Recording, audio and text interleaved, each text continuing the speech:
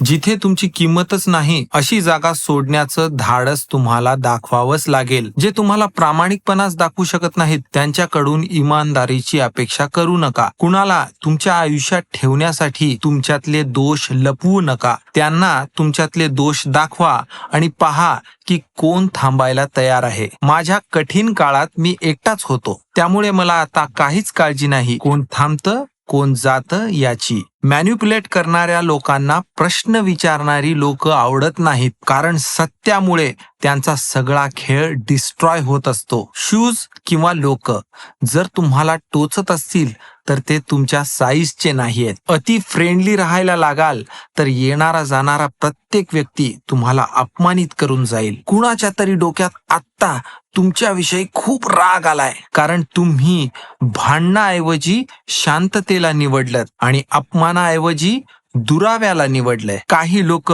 तुम्हाला कधीच सपोर्ट करणार नाहीत, कारण त्यांना तुम्ही काय बनाल या गोष्टीची खूप भीती वाटते. संयम हे म्हणजे वाट बघण्याची शक्ती नाही, तर वाट बघताना आपली मनस्थिती चांगली ठेवण्याची शक्ती हे असतं.